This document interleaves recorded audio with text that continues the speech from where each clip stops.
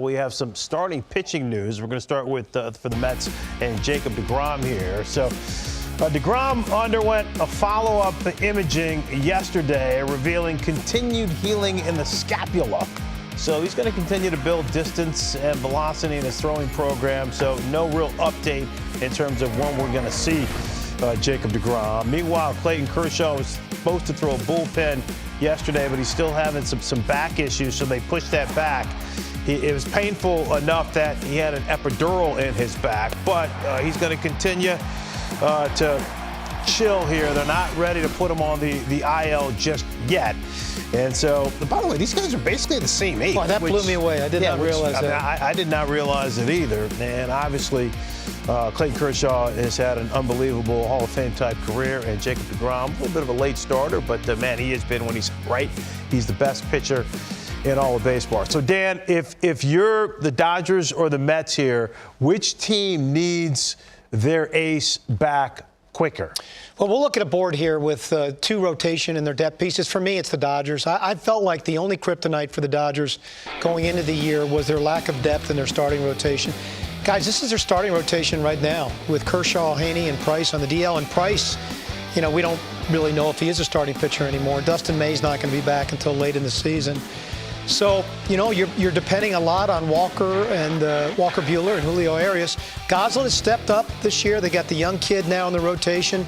Tyler Anderson, for me, is a perfect swing guy. Now he's put in the rotation. I think there's a lot of pressure on the top half of this bullpen. I think the Mets have a lot more depth. I know McGill's on the DL now, but a bicep inflammation shouldn't be a prolonged thing. And I think the Mets have done a better job building depth in their starting rotation. Trevor Williams did a nice job today, and Taijuan Walker has been really good since he's been back with Carrasco and Bassett. They've been lights out, and of course Scherzer's been Scherzer. Cliff, for you, is it deGrom or is it Kershaw? Well, I think it's Kershaw. I mean, you know, the Dodgers have had the luxury of having Kershaw miss a lot of time in the last few years because they've had such a huge lead in the division. They don't have that luxury anymore in that division. And I think when you look at the Mets, when you start reading articles, and the pitching coach Jeremy Hefner talked about bone as opposed to tendon, it's scary. Yeah. You know, it's one of those things where you have to be careful. And I don't know how long that takes. He's throwing 75 feet off flat ground. So all that is just telling me he's a long way away. And I remember Buck in spring training saying, if we get the acquisition of a Jacob deGrom at the trade deadline, which is July 31st, then that's great for us. So all these things speak to him being out a long time. But I think when you talk about, you know, who needs the depth more, I would say Kershaw being back with the Dodgers more so than deGrom. You know, Fran, historically for me, those lat injuries take a long time. There's a lack of blood flow in that area. It just takes a long time for that to heal. If you think about it, it's an extension injury.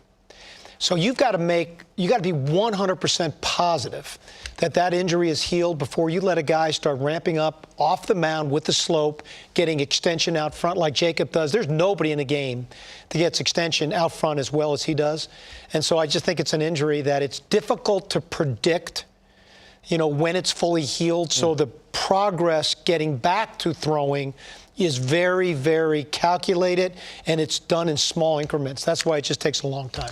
And look, I mean, it's a big deal for both these teams in both these cities because for the Mets and the Dodgers, it's World Series or bust. Yeah.